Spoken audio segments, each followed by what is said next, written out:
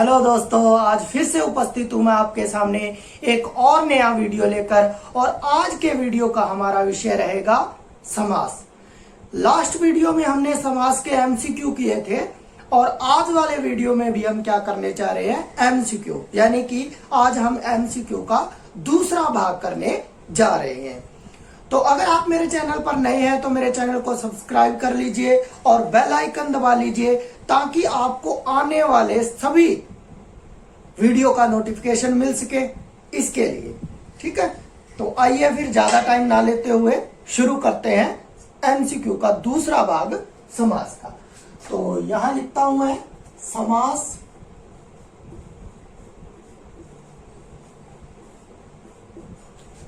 चलो लगाइए, पहला क्वेश्चन लगाइए। क्वेश्चन संख्या 1। पहला क्वेश्चन क्या कहता है कि चक्रपाणी समास में चक्रपाणी में कौन सा समास है। ठीक है, चक्रपाणी में कौन सा समास है। देखिए इसके ऑप्शन ए क्या कह रहा है कि अव्ययी भाव है या बहुब्रीहि है या फिर कर्मधारय है या फिर तत्पुरुष है। इन चारों में से कौन सा ऑप्शन सही हो सकता है। तो देखिए चक्कर का यदि मैं विग्रह करूं तो क्या होगा कि चक्कर है पानी में जिसके वह कौन है, कृष्ण, जिसके हाथ में चक्कर है। और पानी का मतलब होता है हाथ, कि किसके हाथ में चक्कर है, श्री कृष्ण के हाथ में चक्कर है। तो इसका ऑप्शन हो जाएगा कौन सा, इसका ऑप्शन बी बिल्कुल सही हो जाएगा, बहुब्रीहि समास। ठीक है, चलिए क्वेश्चन संख्या 2 देखिए। क्वेश्चन संख्या 2 लगाइए। दूसरा क्वेश्चन में क्या कहता है कि तन मन धन में कौन सा अलंकार है। तो इसके अंदर देखिए अव्ययी भाव नहीं है, कर्मधारय भी नहीं है और द्विगु और द्वंद्व। तो इसमें डी आंसर होगा, द्वंद्व। तो इसमें क्या लिखेंगे, क्या है हमारा कि तन मन धन। तो इसका विग्रह होगा तन और मन और धन। ठीक है, तो इसका क्या हो जाएगा, द्वंद्व समास हो जाएगा, यानी इसका डी आंसर जो है वो हमारा बिल्कुल सही होगा। ठीक है, अब मैं इसको रब कर देता हूं। अब देखिए क्वेश्चन संख्या 3 देखिए। क्वेश्चन संख्या 3 में क्या कहता है, क्वेश्चन संख्या 3 लगाइए। क्वेश्चन संख्या 3 में कह रहा है वो कि वनवास में कौन सा समास है, तत्पुरुष, कर्मधारय, द्वंद्व या फिर बहुब्रीहि। समास का यदि हम वनवास का विग्रह करते हैं तो क्या होगा, वन में वास। ठीक है, में क्या है, इसमें कारक है, तो क्या आ जाएगा, इसमें तत्पुरुष समास आ जाएगा, यानी सी का ए नंबर ऑप्शन क्या हो जाएगा, बिल्कुल सही होगा। ठीक है, इसी तरह क्वेश्चन संख्या 4 देखिए आगे। क्वेश्चन संख्या 4 क्या कहती है, हमें बताना है इसके अंदर कि कन्यादान में कौन सा समास है। ठीक है, देखिए बहुब्रीहि है, तत्पुरुष है या फिर द्विगु है या अंतिम कर्मधारय है। तो कन्या का दान होता है। ठीक है, इसका क्या होगा, कन्या का दान। इसमें भी कारक की विभक्ति है, इसमें भी थी, तो ये भी क्या हो जाएगा, हमारा तत्पुरुष समास हो जाएगा, यानी इसका बी आंसर जो है वो बिल्कुल सही हो जाएगा।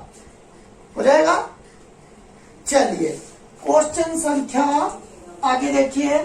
क्वेश्चन संख्या 5 क्या कहता है, देखिए मैं यहां लिख देता हूं क्वेश्चन संख्या 5।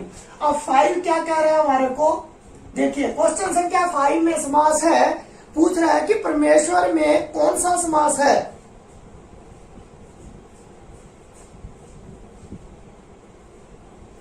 तो देखिए परमेश्वर में क्या लिखेंगे, इसका विग्रह करो परम है जो ईश्वर, तो इसका क्या हो जाएगा?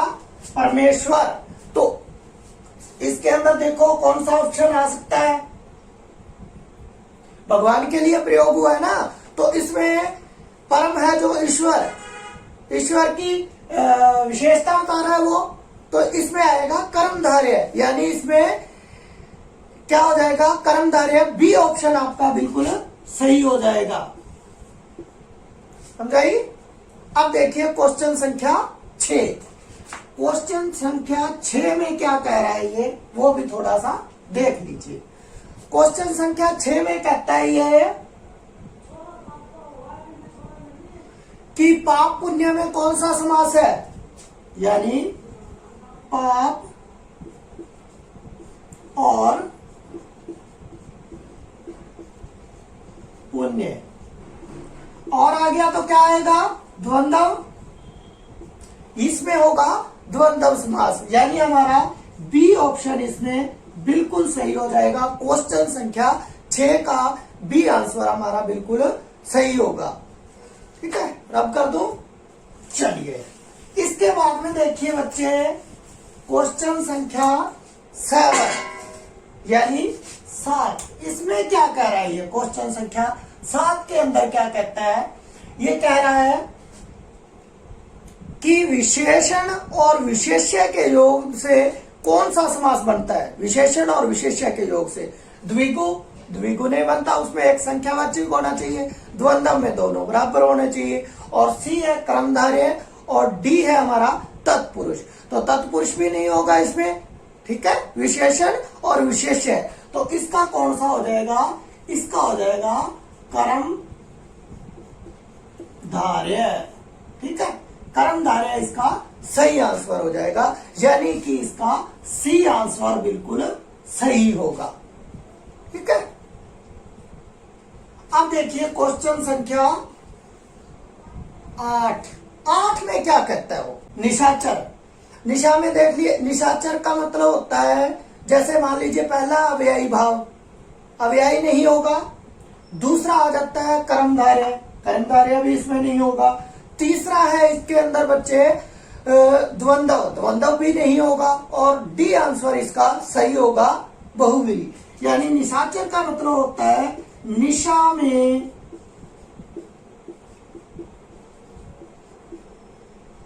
विचरण करने वाला।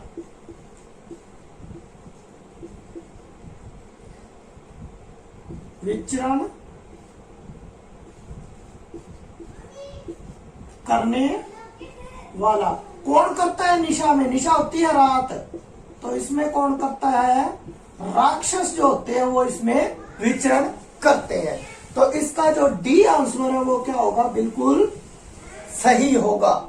क्वेश्चन संख्या 8 का डी आंसर बिल्कुल सही होगा। आगे देखिए क्वेश्चन संख्या 9, और देखिए बच्चे क्वेश्चन संख्या 9 में क्या कह रहा है? ठीक है, क्वेश्चन संख्या 9 देखिए, 9 में क्या कह रहा है कि हमारे राष्ट्रपति डॉक्टर अब्दुल कलाम जी हैं, तो इसमें हमें राष्ट्रपति के बारे में बताना है। तो देखिए ऑप्शन पहला क्या कहता है? ऑप्शन पहले में हमारे पास है द्विगु, द्विगु तो संख्या तो नहीं है इसमें कोई राष्ट्रपति में। दूसरा है तत्पुरुष, तत्पुरुष भी नहीं है इसके अंदर कोई। तीसरा है हमारा ऑप्शन अव्ययी भाव, ये भी नहीं होगा। इसमें डी आंसर होगा बहुव्रीहि समास, यानी राष्ट्रपति का अगर मैं विग्रह करूं तो क्या होता है? राष्ट्र का पति है जो, कौन है राष्ट्र का पति? राष्ट्र का पति है जो, तो उस कौन होगा? राष्ट्रपति। ठीक है, राष्ट्रपति, तो ये क्या आ जाएगा हमारा? बहुव्रीहि आ जाएगा, यानी इसका डी ऑप्शन हमारा बिल्कुल सही होगा।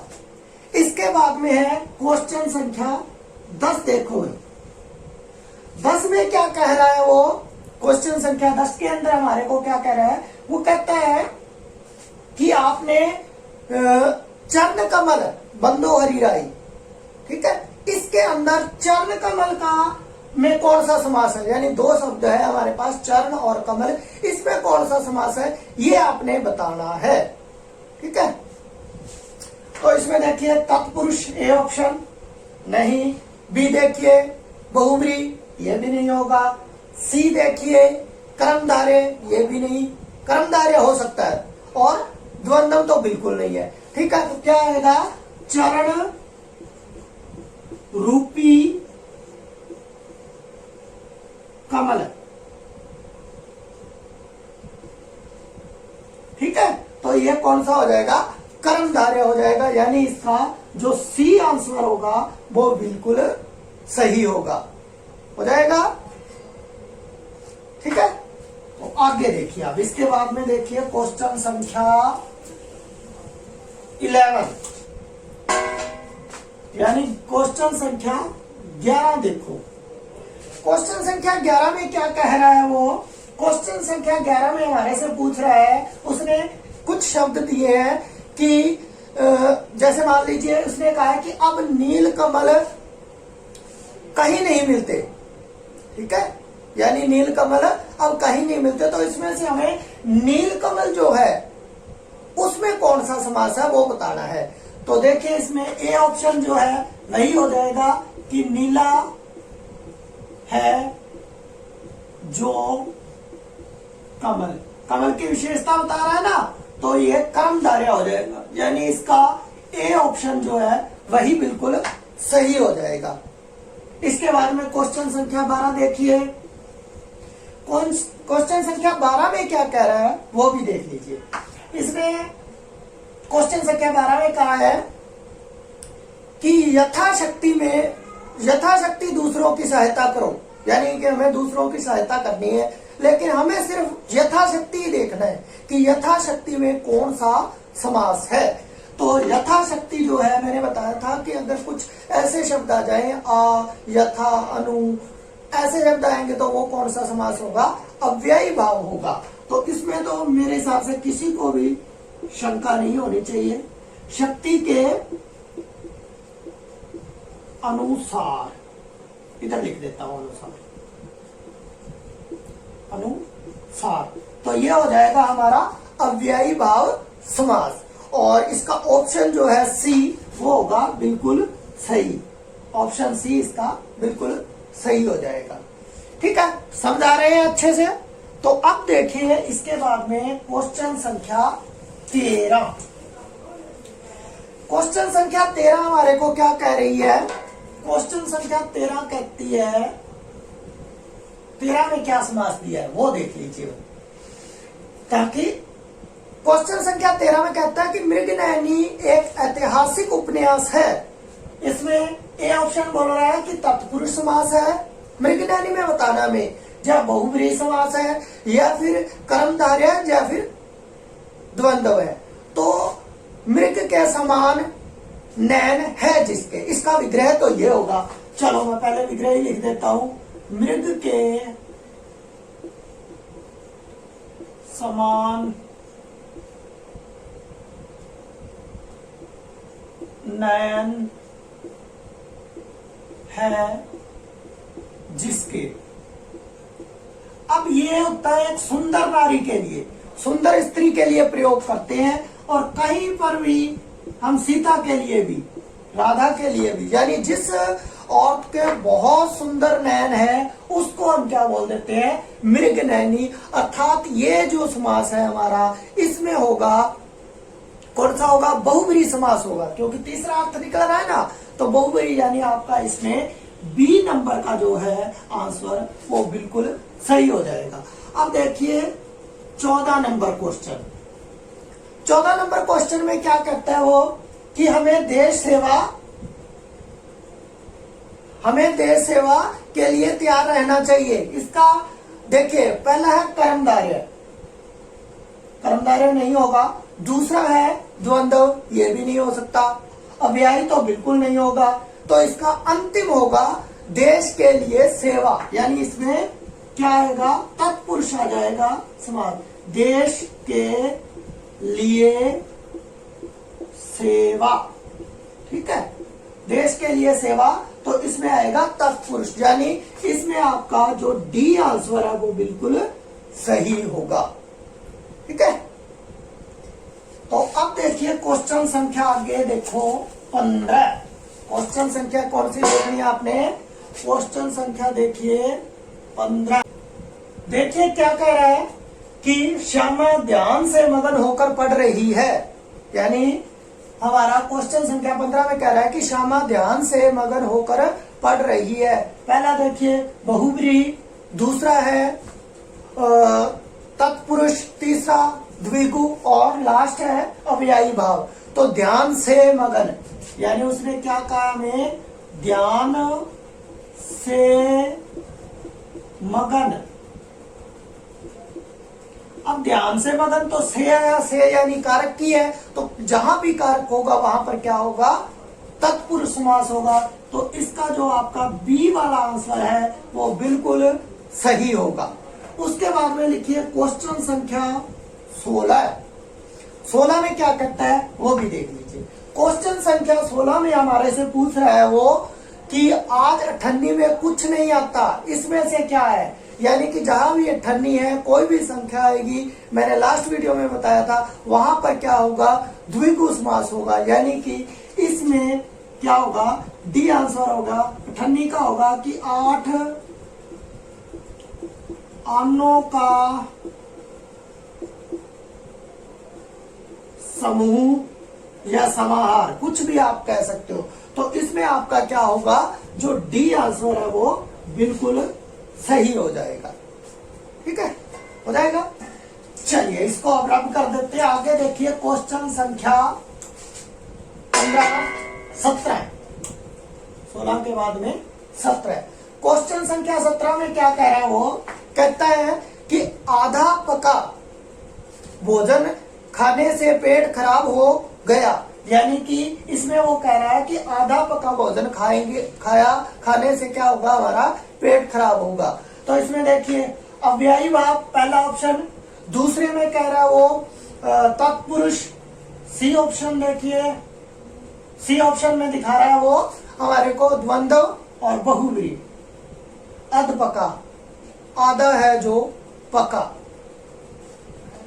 इसका होगा कि आधा है जो पका,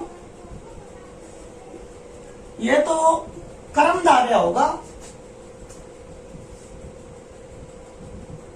कर्मधारय तो हमारे पास ऑप्शन में ही नहीं है।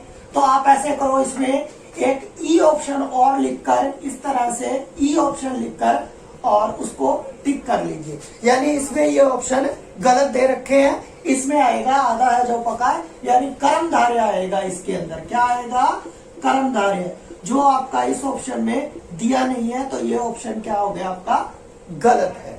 ठीक है, तो अब लिखिए क्वेश्चन संख्या 18 पर चलते हैं हम लोग।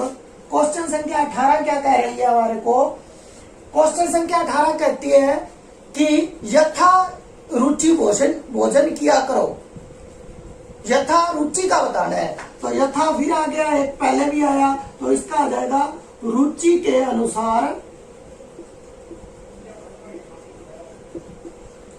यथा रुचि का ही बताना था ना, तो ये आएगा अव्ययी भाव। अव्ययी भाव यानी इस 18 का जो बी ऑप्शन है वो आपका बिल्कुल सही होगा।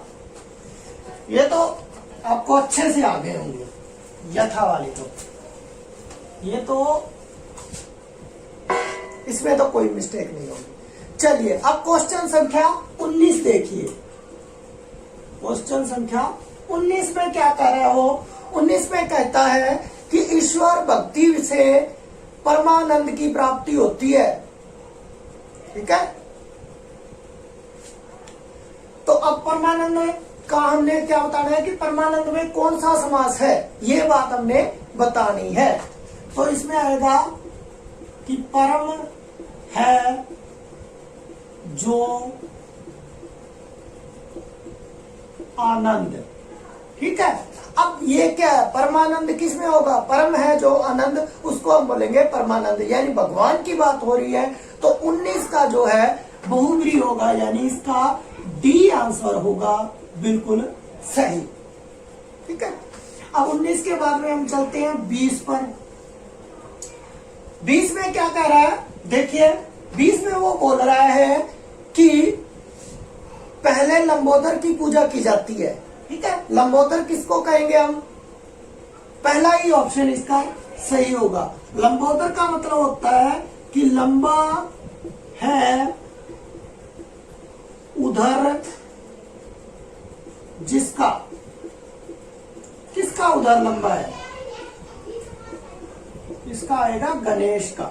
ठीक है, किसका है, गणेश का, यानी इसका ए ऑप्शन बिल्कुल सही हो जाएगा। कौन सा, बहुब्री समास। ठीक है, तो इसको मैं कर देता हूं राग। गुड। अब देखिए क्वेश्चन संख्या 22 में क्या कहता है, क्वेश्चन संख्या 22 के अंदर हमारे को कह रहा है वो कि पुस्तकालय समस्त पद का विग्रह करना है हमने, पुस्तकालय शब्द का। ठीक है, अब देखिए पहला ऑप्शन कहता है पुस्तक और आलय, ये तो नहीं होगा। फिर अब पुस्तक के लिए आलय, ये हो सकता है। और ऑप्शन भी हम देख लेते हैं क्या कह रहे हैं, पुस्तक का आलय और पुस्तक से आलय। ठीक है, तो ये भी नहीं होगा। हमारा इसमें बी ऑप्शन सही होगा, पुस्तक के लिए आलय। क्या होगा, पुस्तक के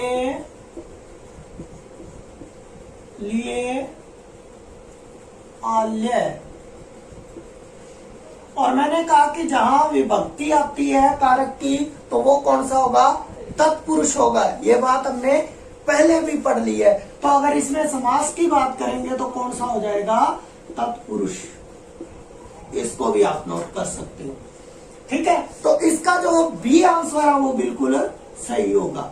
कौन सा, बी आंसर इसका बिल्कुल सही होगा। आगे देखो क्वेश्चन संख्या 23 क्या कहती है।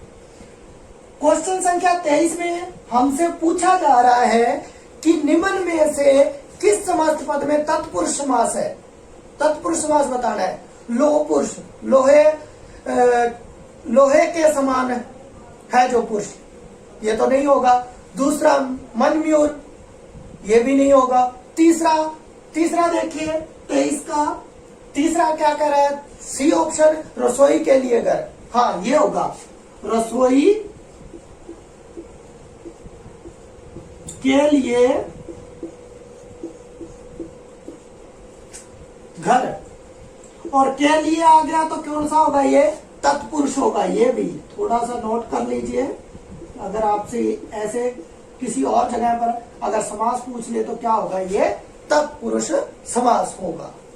ठीक है, और इसको मैं कर देता हूं 23 को रब। तो ये लो जी। अब देखिए क्वेश्चन संख्या 23 हो गया था हमारा। 24 देखिए क्वेश्चन संख्या 24 क्या कहती है। क्वेश्चन संख्या 24 में हमारे से पूछा जा रहा है कि आप हमने बताना है कि देशभक्ति समस्त पद में विग्रह करेंगे। देश, अब ए ऑप्शन देखिए, देश और भक्ति, ये तो नहीं हो सकता। देश में भक्ति, ये भी नहीं हो सकता। आगे देखो सी में देश की भक्ति, ये भी नहीं हो सकता। तो इसका डी आंसर होगा कि देश के लिए भक्ति होती है। ठीक है, देश के लिए भक्ति। ठीक है, के लिए आया तो कौन सा हो जाएगा, ये भी तत्पुरुष हो जाएगा।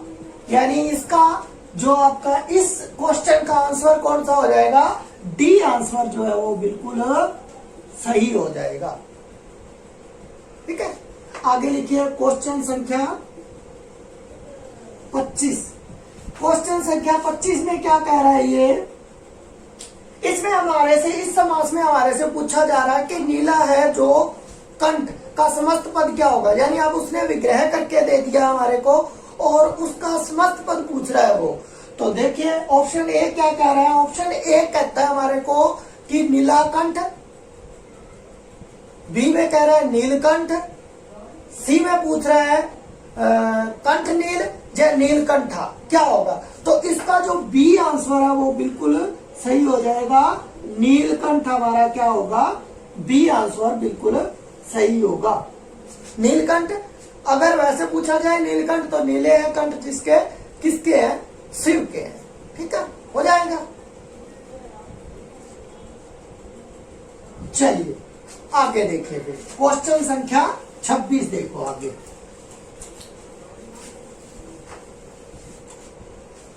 क्वेश्चन संख्या 26 में क्या कह रहा है वो भी देख लीजिए, मैं यहां लिख देता हूं क्वेश्चन संख्या 26। क्वेश्चन संख्या 26 में कहता है, हमारे से पूछ रहा है वो कि अकाल पीड़ित समस्त पद का विग्रह करना है। अकाल का पीड़ित, जैसे मैं विग्रह पढ़ रहा हूं, ये ऑप्शन में कह रहा है कि अकाल का पीड़ित, अकाल से पीड़ित, या फिर अकाल के लिए पीड़ित, या अकाल को पीड़ित। तो अकाल के लिए भी नहीं होता, अकाल को भी नहीं होता, अकाल का भी नहीं होता, अकाल से पीड़ित होता है। हमेशा हम किसी चीज से पीड़ित होते हैं, न कि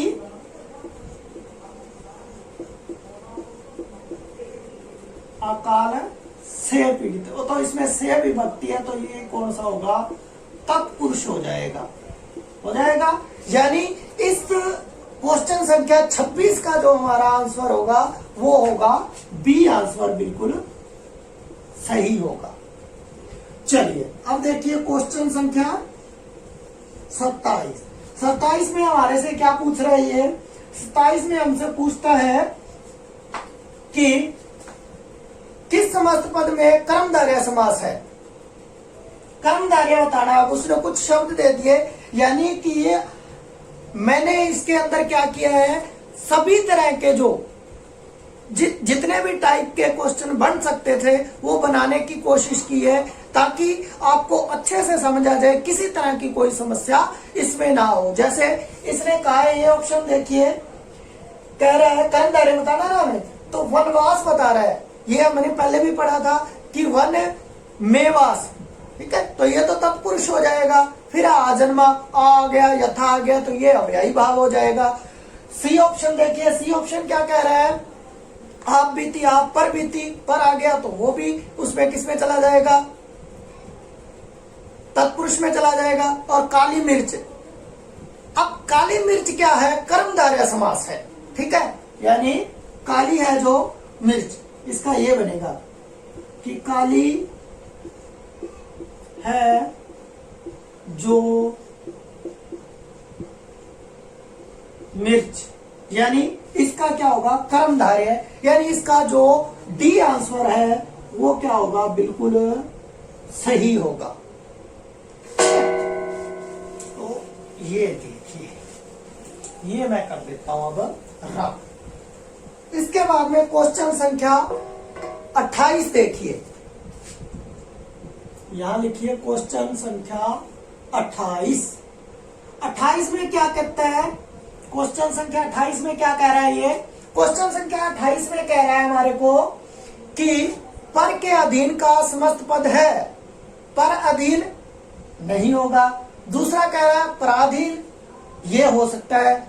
आगे वाले ऑप्शन और देख लेते हैं, पराधीन या परोधीन, ये भी नहीं होंगे। तो इसका जो अर्थ है, पर के अधीन को हम लोग क्या लिखेंगे, पराधीन लिखेंगे, पराधीन, यानी इसका जो बी आंसर है वो बिल्कुल सही होगा। अब देखिए क्वेश्चन संख्या 29 देखिए, क्वेश्चन संख्या 29 में क्या कह रहा है ये, वो भी थोड़ा सा देख लीजिए। 29 क्या कह रहा है हमारे को, 29 में कहता है गुरु दक्षिणा समस्त पद का विग्रह करना। हमने कौन से का, गुरु दक्षिणा का। तो पहला ऑप्शन देखिए, गुरु की दक्षिणा, तो नहीं होगा। बी ऑप्शन में क्या कह रहा है, गुरु के लिए दक्षिणा, ये हो सकता है। आगे वाले ऑप्शन भी देख लेते हैं। आगे सी ऑप्शन कह रहा है गुरु को दी गई दक्षिणा, ये भी नहीं हो सकता। और गुरु और दक्षिणा तो बिल्कुल नहीं हो सकता। तो इसमें क्या होगा, गुरु के लिए